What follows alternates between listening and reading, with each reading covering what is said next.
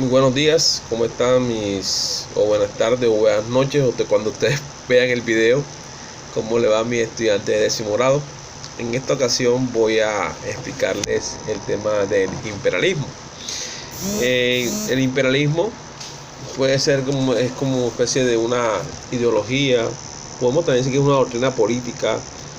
Cuando hablamos de filosofía es que quiere decir que es un pensamiento en que es una doctrina política, también se puede decir que promociona la dominación de un estado sobre otros, y que se pueden dar diferentes tipos de dominio. Puede ser de dominio político, económico, militar, entre otros. Pero el imperialismo tiene un alto grado de etnocentrismo, nacionalismo y racismo. Etnocentrismo tiene que ver, por ejemplo, para colocarles un ejemplo, que a finales del siglo XVIII y en el recorrido del siglo XIX se va a forjar una clase de imperialismo que es el que vamos a estudiar. En ese tiempo las potencias europeas creían que tenía una superioridad hacia otras etnias, hacia otras comunidades. Entonces era necesario ellos dominar, culturalmente también y económicamente a estas comunidades que vivían en otras regiones, principalmente en África y después en Asia. Entonces, por ejemplo, yo les coloqué a ustedes en la guía una caricatura de Tarzán. Ustedes conocen la figura de Tarzán, que Tarzán es un hombre que fue criado por los monos en el África.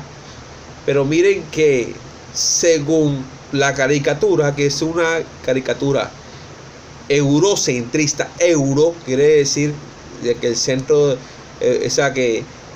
que la superioridad racial se muestra ahí. Es un carácter también racista, en mostrar que, por ejemplo, que ni los africanos que son oriundos, son indígenas es la palabra porque son oriundos de ahí, aborígenes de ahí, no han podido hablar ni comunicarse con los animales, pero Tarzán sí. Y Tarzán se muestra como el rey de la jungla, ¿ya?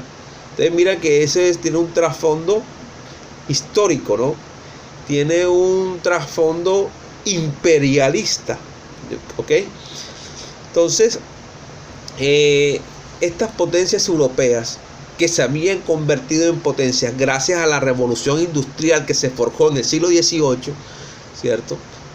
En el afán de conseguir materias primas en otras regiones, ya, para manufacturar productos y después enviárselos a ellos, lo que se llama un triángulo comercial, ya, van a también tratar de implementar su cultura y su política en estas regiones, y que vamos a ver que se van a repartir al África y a Asia como una torta, principalmente el continente africano, ya, en la conferencia de Berlín, que la va a presidir Otto von Bismarck, y que uno de los causantes de la Primera Guerra Mundial va a ser el imperialismo, porque algunos países no estaban de acuerdo con la repartición que no había sido equitativa de los territorios africanos.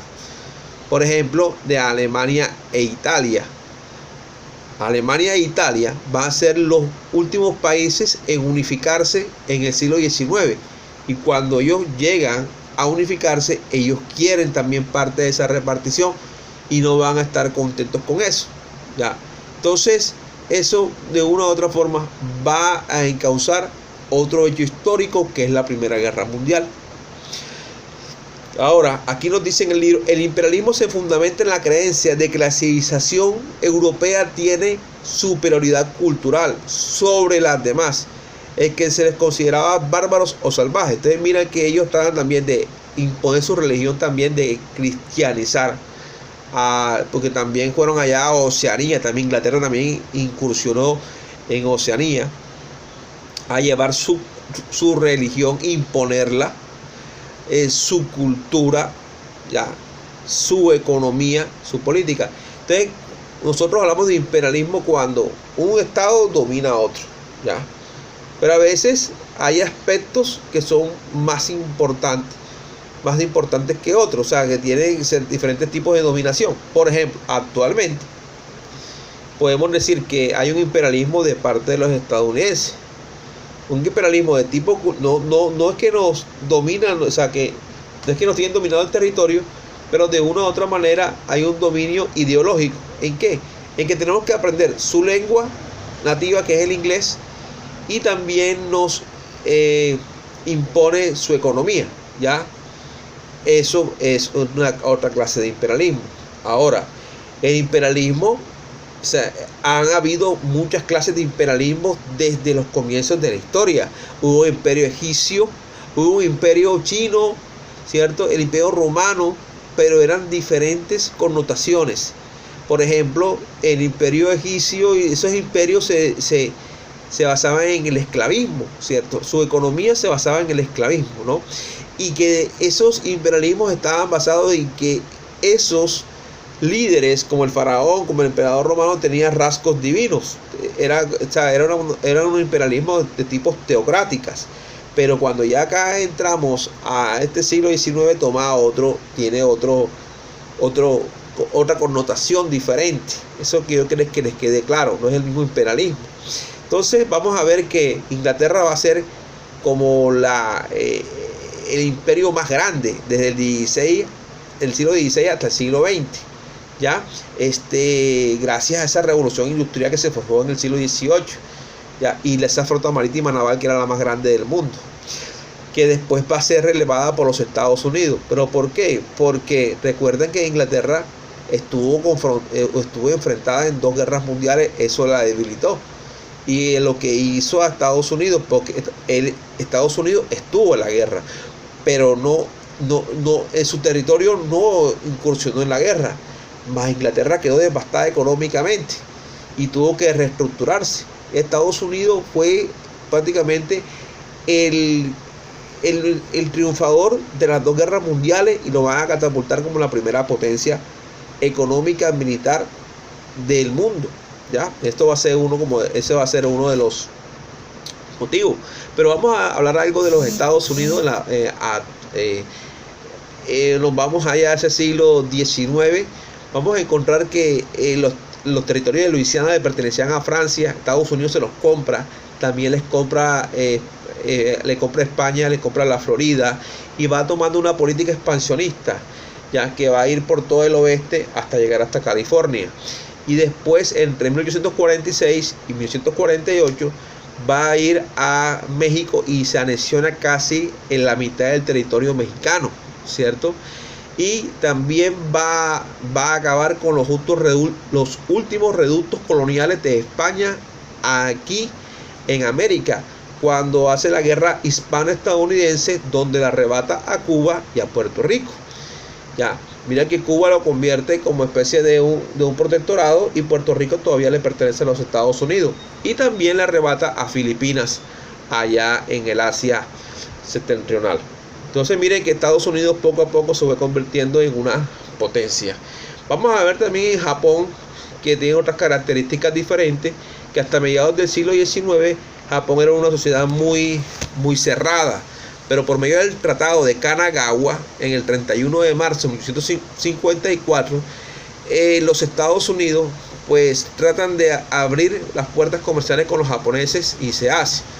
¿Qué pasa? De que Japón se occidentaliza. El año pasado lo vimos en la restauración Meiji, lo vimos en octavo. La restauración Meiji quiere decir de que Japón toma los modelos, por ejemplo, en el gesto que era el prusiano, que era el mejor.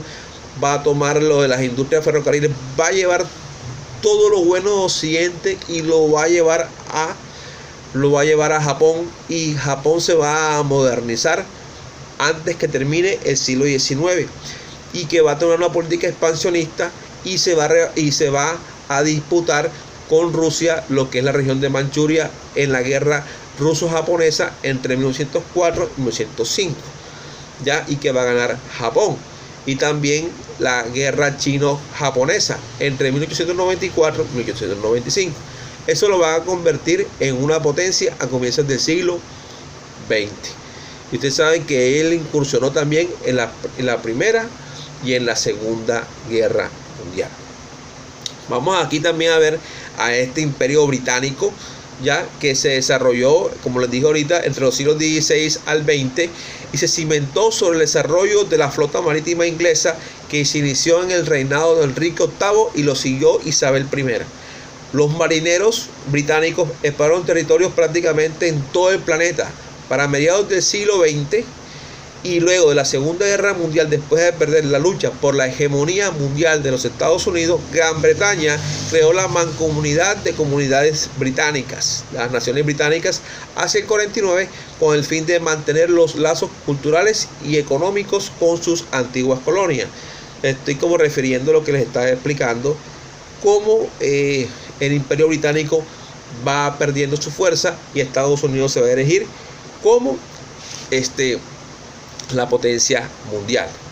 Entonces vemos también que una de las causas ideológicas del imperialismo va a ser el nacionalismo, ¿ya? El nacionalismo porque que es esa ideología política en que ellos son orgullosos de que ellos tienen una superioridad cultural, o sea, de ese amor por la patria, por sus símbolos, por orgullo nacional, ¿no? El nacionalismo hace parte de ese imperialismo, ¿ya?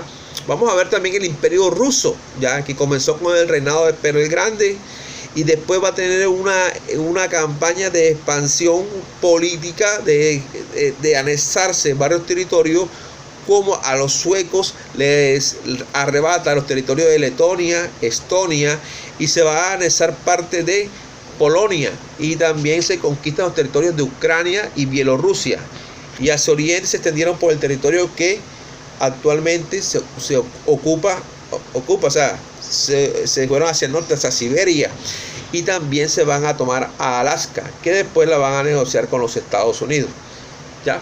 Pero después este imperio empezó a decaer cuando pierden la guerra ruso-japonesa, 1904-1905, y que después este imperio va a desaparecer con la Revolución Rusa en 1917. Bueno, también les voy a decir que los imperios desaparecen después de la Primera Guerra Mundial. Esta es una de las consecuencias de la Primera Guerra Mundial, la desintegración de los imperios. Entonces mira que estos imperios tienen una base etnocentrista, nacionalista y racista, ¿no?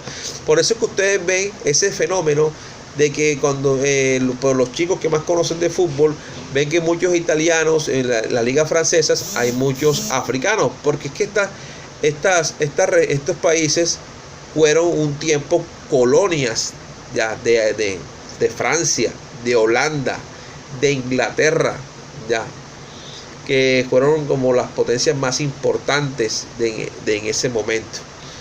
También podemos decir de que también otra de las causas demográficas fue la necesidad de colocar los excedentes en la población, ¿ya? También había mucha densidad de población en Europa y mucha gente empezó a migrar hacia estas regiones buscando nuevos horizontes, ¿ya? Las económicas buscando nuevos mercados para obtener materias primas.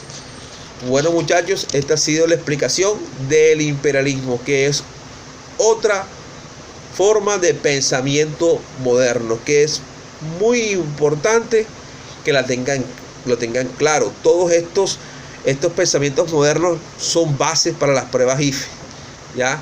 El liberalismo, el neoliberalismo, anarquismo, corporativismo, positivismo y el marxismo. Que se aprendan, por ejemplo, el concepto, qué es cada uno, qué es, ¿ya? cuáles son las características principales de cada uno y en qué contexto histórico surgieron, cuál fue el cómo y cuál fue el por qué. Bueno, muchas gracias, los extraño mucho. Trato de explicar la temática lo más rápido posible por el tiempo. No es lo mismo que estemos presencialmente, pero ahí hacemos el esfuerzo. Espero que hagan una lectura del texto. No solamente no es tanto cumplir por entregar un compromiso, traten de poder captar, de poder asimilar la información que necesitan. ¿A dónde? Aquí en el disco duro, no en el cuaderno. Bueno, muchachos, ha sido un placer.